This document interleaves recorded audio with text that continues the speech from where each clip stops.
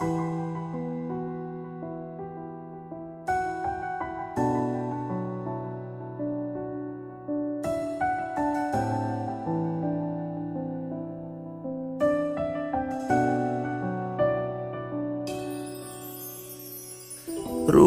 نیست احوالم، شبا بعد روزا درگیر کارم، حالم خوش نی تو منو کشتی.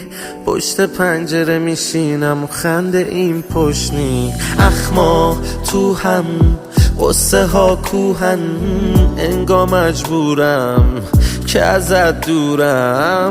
بی تو این شبها چقدر شومن، چقدر رفتارت تأثیر داره رو من.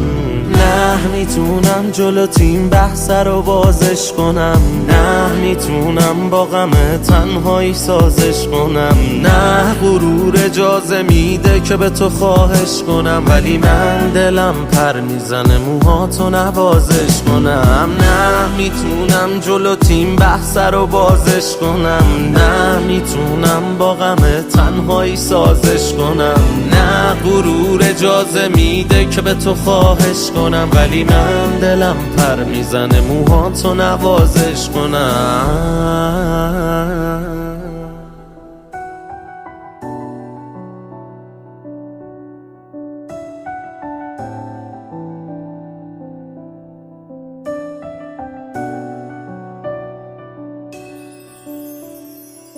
یه چیزی میگم بهت شاید بخندی بهم، شاید اصلا چشاتو باز ببندی بره.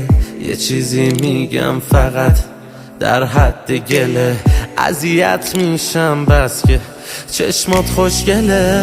یه چیزی میگم یه چیزی میشنوی، ما تو هر زمینه ای میکنیم پیشروی. حالام که حرف دله حرفشو میشنویم، تو میخوای بشکنی خب باشه میشکنیم. نه میتونم جلو تیم بحث رو بازش کنم، نه میتونم با غم تنهایی سازش کنم. نه غرور اجازه میده که به تو خواهش کنم، ولی من دلم پر میزنه موهاتو نوازش کنم. ما که این حرفا رو نداریم، تو چقدر ناز داری.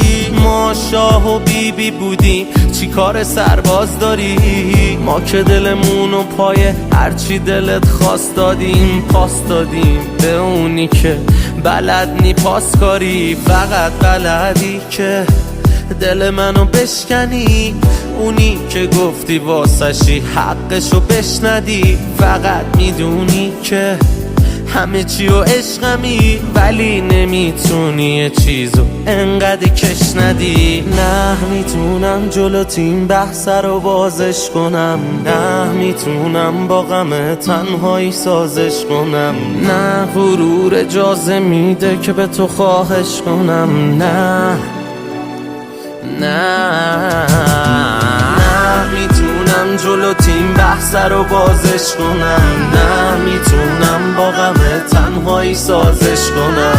نه غرور اجازه میده که به تو خواهش کنم، ولی من دلم پر میزنه موهاتو نوازش کنم.